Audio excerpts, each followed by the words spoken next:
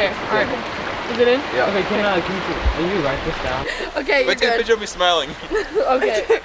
There you go. Oh my god. Okay. Oh, Someone's gonna have to take this out because someone's gonna be able to. Post interview. Definitely feeling the vibe right now. It was a challenge, but we overcame the difficulties of entering the river and feeling good right now. So let's go. Alright, we're done.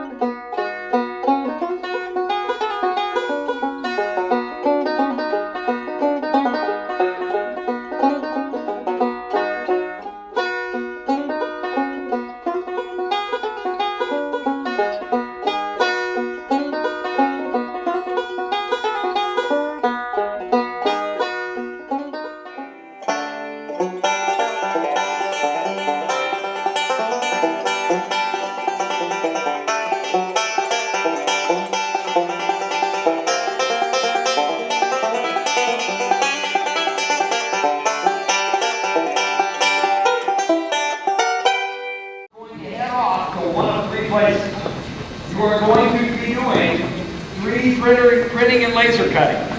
Or you're going to get on a bus and go gather water samples.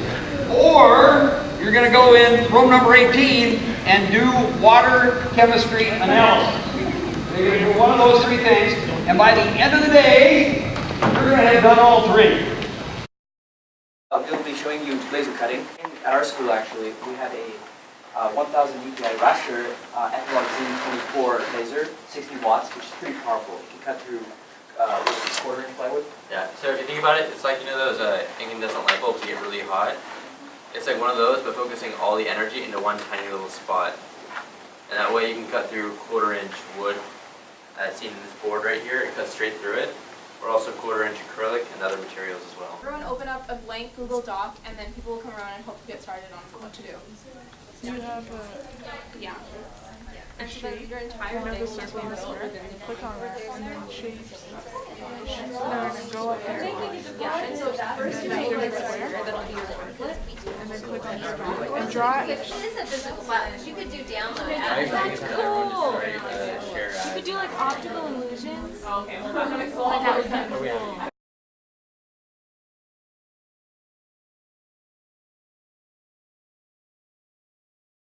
So the laser is red laser, so you can't actually see it, but that red dot represents where it is. And so this is a quarter-inch piece of plywood, and this is in real time, so it can cut approximately 5 times faster than a person could at its fastest speed, and it also is accurate to 1,000th of an inch.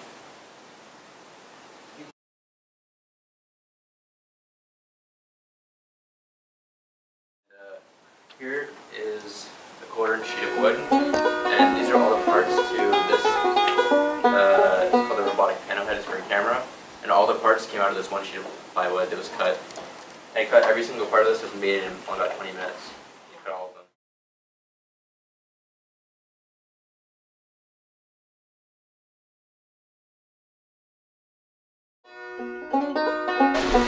Alright, so do you remember what to do?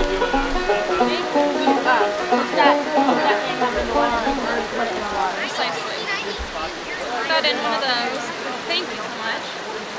You should be able to tell that the probe is for dissolved oxygen. Dissolved oxygen, perfect. Okay, now you can unscrew the top off. Yeah, they rebuilt that. No, like the whole.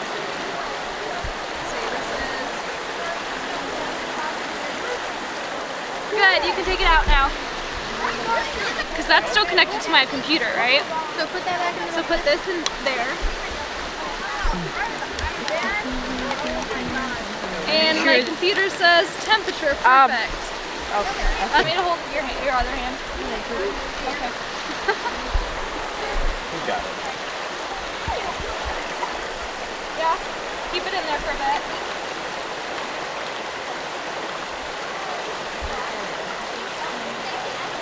You can take it out now. Great. Now we can wrap everything up. Okay, so I know you guys did temperature and dissolved oxygen at the source. When the temperature goes up or it gets hotter, there's less room for oxygen to be dissolved into the water. You guys ever put like salt in water or sugar in water and kind of like watch it dissolve? Yeah. Anyone done that? Alright, so that's kind of like what oxygen does, but when it's colder, more of it will dissolve, and when it's hotter, less of it will. I came here last year, and what I found was it's such a different world from what we live in, just looking at the amount of people that are here and just being able to provide something that they would never have access to otherwise is something that I think is really important and something why I just came back and just love coming here. Flip the page now. So I'm really familiar with kids and how they work, but it's kind of fun for me to come into a different environment than what I'm used to and see how kids here differ from the kids I'm used to, and how I can kind of like gain a different way of experiencing kids and trying to work with kids on a different level. There are a lot of amazing kids here, and even though they have a smaller school and they see all of the things that we have and they're like, oh, that's so awesome. Oh, I really want to go to a school like yours. And I kind of take the approach as, but you can. They're also smart, and you can tell they really want to learn, and they really want to know about all the things that we're teaching them, which I think is really amazing. And just to see their smiles on their faces when we drive up and they're just really excited about it all. So I have been really impressed by the amount of leadership I've seen from STEM students. It's really cool to see how students are the ones who are driving this experience for Darrington students. They're the ones who put together the programs, they're the ones who are helping to lead a lot of the sessions, and it's cool to see how certain students will come up and really show that leadership. They have this take charge attitude and they make sure everything is going really smoothly.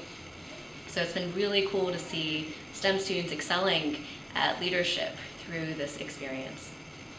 What I've seen is Darrington kids really getting engaged with the technology, and there's a little bit of a kind of a gee whiz effect, like they're impressed with what that technology can do.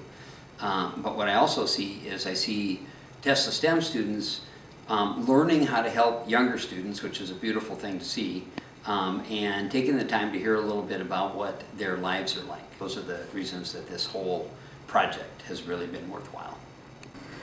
We've had the opportunity to work with Tesla STEM High School for about 2 years now. The first opportunity I had to work with Mike, he came up to Darrington and met with Oak Rankin and Mayor Dan Rankin and myself, along with a couple other people, and talked about the opportunities of bringing STEM into our school here at the middle school level. Time and dedication from Mike and Oak Rankin, we've been able to build this partnership with Tesla High School, which has really had a positive impact on our students. And I think the greatest impact it has had is that engagement, that students see that what they're learning in the classroom really has a practical use, and that if they work hard and stay dedicated, that they can expand the areas in which they're interested and continue their growth. I think that what the Tesla STEM students are doing with the Darrington Middle School students, I think the reason that this activity is so important is because it's really a two-way exchange. So Darrington students get to learn about some applications of technology that they might not have an opportunity to work with in their own school, and Tesla STEM students get an opportunity to come to a beautiful part of Washington that they may never have seen before, to interact with kids who live in this beautiful rural community, and to learn a little bit about what their lives are like. Just to see, in Redmond, we live in a pretty affluent, highly educated bubble, and so I think whenever our students have an opportunity to step outside that bubble, that's beneficial to them. What's exciting about the water chemistry that we're doing, it'll allow us to take a look at a bunch of different rivers within the Darrington area, especially the Stillaguamish River, where it flows through the landslide that occurred in 2014. And we're going to be able to monitor water conditions above the landslide and below the landslide to see what kind of an impact the landslide has had on the quality of the water. And An important part of the project is that eventually Darrington students will be able to take over the project completely. Another great opportunity I think that arises from this partnership is for the students from Tesla to come out into the field, see a small community, see a small school at work, share their knowledge and their expertise with younger students, and hopefully feel inspired to continue working in the areas that they're interested in, and seeing how when you give some of your knowledge and inspiration to others, that it can really spark that interest and growth in younger students.